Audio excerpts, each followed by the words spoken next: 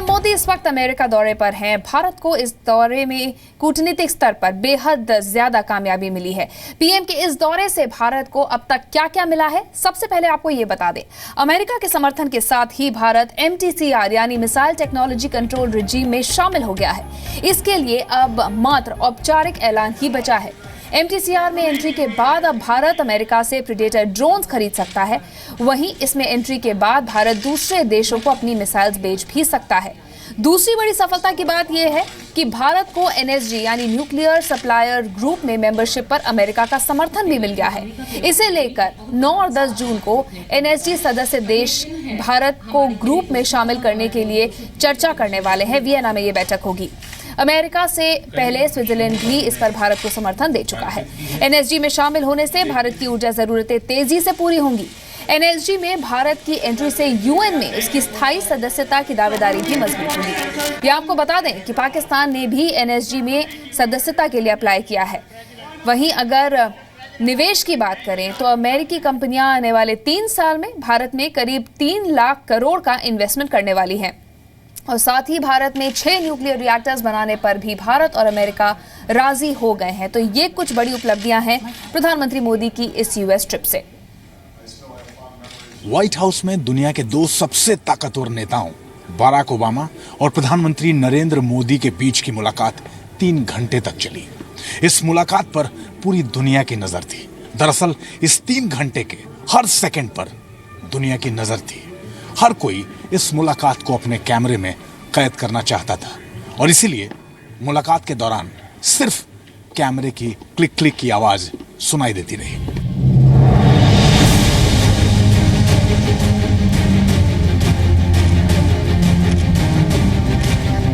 कूटनीति की दुनिया के बॉस अमेरिका के राष्ट्रपति बराक ओबामा और कूटनीति की दुनिया के सबसे तेज उभरते खिलाड़ी भारत के प्रधानमंत्री नरेंद्र मोदी की मुलाकात पर ये चकाचौंध तो बनती ही है। व्हाइट हाउस में अमेरिका के प्रेसिडेंट बराक ओबामा और भारत के प्रधानमंत्री नरेंद्र मोदी की मंगलवार को मुलाकात हुई। प्रेसिडेंट ओबामा और पीएम मोदी के बीच terrorism, clean energy, climate change, regional security और साइबर सिक्योरिटी पर गंभीर बातचीत हुई। 2 ऐसे अहम मुद्दे रहे जिन पर दुनिया भर की नजर थी। MTCR यानी मिसाइल टेक्नोलॉजी कंट्रोल रिजीम और NSG यानी न्यूक्लियर सप्लायर्स ग्रुप का मुद्दा। प्रेसिडेंट ओबामा और पीएम मोदी के बीच मीटिंग के नतीजे के तौर पर बड़ी बात ये हुई कि MTCR और NSG दोनों ही मुद्दों पर अमेरिका ने समर्थन देने का वादा किया, जिसके बाद इन दोनों मामलों में समर्थन के लिए पीएम मोदी ने US प्रेसिडेंट ओबामा का शुक्रिया अदा किया। मैं और मेरे परम मित्र ओबामा का बहुत बहुत आभारी हूँ कि एक बार में आज मिलने का अवसर मिला है। मैं कांग्रेस का भी बहुत आभारी हूँ कि मुझे कांग्रेस को संबोधित करने के लिए निमंत्रित किया गया है। आज हमारी जो बातचीत हुई है, कई विषयों पर हमने बातचीत की है, लेकिन डिप्लोमेटिक दृष्टि से उसकी जितनी ताकत है उतनी उसकी दोस्ताना स्वरूप में भी ताकत है। राष्ट्रपति बराक ओबामा ने भी खुशी जाहिर की और NSG में भारत की सदस्यता पर समर्थन का ऐलान किया। We discussed, in addition, the progress that we've made around civil nuclear energy, and I indicated our support for India becoming part of the nuclear suppliers group, the abilities for technologies that are critical to India's development and prosperity being available. प्रधानमंत्री नरेंद्र मोदी के 2 दिन के America दौरे के दौरान भारत बिना किसी विरोध के MTCR में शामिल हो गया और NSG में शामिल होने का सपना पूरा होने के करीब है।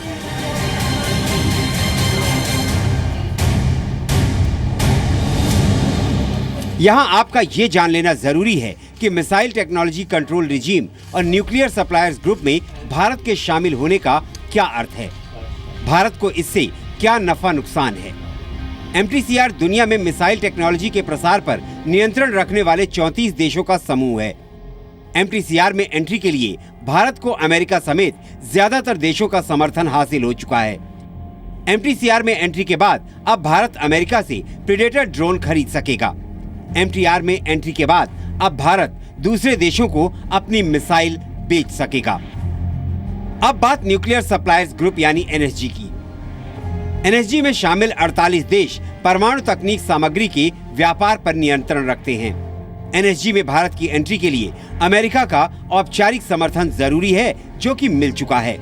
एनएसजी में भारत को एंट्री मिली तो भारत अपनी ऊर्जा जरूरतें पूरी कर पाएगा।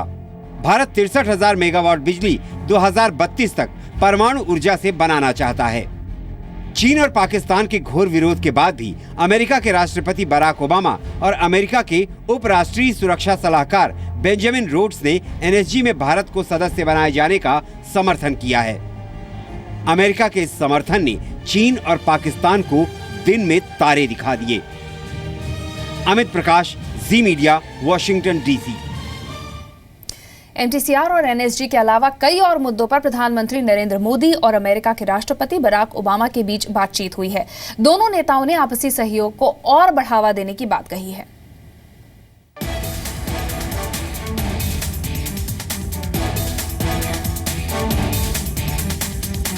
प्रेसिडेंट ओबामा और पीएम मोदी के बीच मीटिंग के बाद मिसाइल टेक्नोलॉजी कंट्रोल रिजीम में भारत निर्विरोध शामिल हो गया।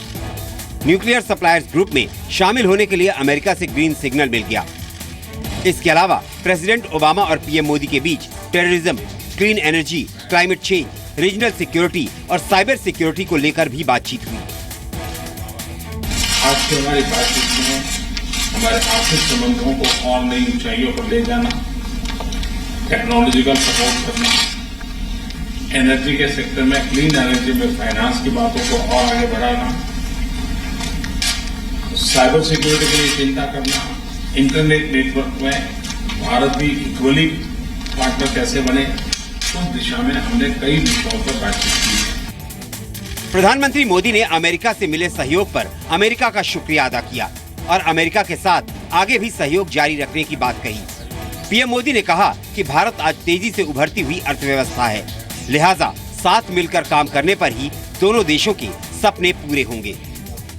भारत आज दुनिया की सबसे तेज गति से चलने वाली आर्थिक व्यवस्था के रूप में अपनी जगह बनाई है। भारत और अमेरिका दुनिया के सबसे बड़े डेमोक्रेटिक कंट्रीज हैं। हम दोनों देश जितना मिलकर के काम कर पाएंगे, जितने अधिक दायरे में काम कर पाएंगे, नए नए क्षेत्रों में हम साथ मिलकर प्रवेश कर पाएंगे। विश्व के कल्याण के जो भी हमारे सपने हैं, डेवलपिंग कंट्रीज को मदद करने के जो हमारे सपने हैं, उन सब में हम काफी कुछ परिणाम दे सकते हैं। अब दोनों देश साइबर सुरक्षा पर साथ मिलकर काम करेंगे। दोनों नेताओं ने क्षेत्रीय सहयोग पर भी बातचीत की। अमेरिका ने भी माना कि भारत सबसे तेज बढ़ती हुई अर्थव्यवस्था वाले देशों की लाइन में खड़ा है, इसलिए गरीबी उन्मूलन पर दोनों ही देशों को साथ मिलकर काम करना होगा। इन दोनों ही नेताओं की अगली मुलाकात अगली G20 समिट में होगी। प्रधानमंत्री नरेंद्र मोदी ने ज्वाइंट प्रेस कॉन्फ्रेंस में कहा कि G20 में हम एक बार फिर मिलेंगे और जलवायु को लेकर अपने सपने पूरे करेंगे। सितंबर में फिर से G20 समिट में मिलेंगे। तब तक मैं मानता हूं कि कई विषयों पर हम आगे बढ़ेंगे। क्लाइमेट जस्टिस का जो हमारा सपना है, उसको पूरा करने में हम सफल होंगे। आज प्रधानमंत्री नरेंद्र मोदी अमेरिकी कांग्रेस को संबोधित करने वाले देश के छठे प्रधानमंत्री होंगे। हालांकि पीएम मोदी 5वें ऐसे प्रधानमंत्री होंगे जो वर्ष 2005 के बाद अमेरिकी कांग्रेस की संयुक्त सभा को संबोधित करेंगे। और आज ही दोपहर पीएम मोदी वॉशिंगटन से मैक्सिको सिटी के लिए रवाना हो जाएंगे। अमित प्रकाश, जी मीडिया, वॉशिंगटन डीसी।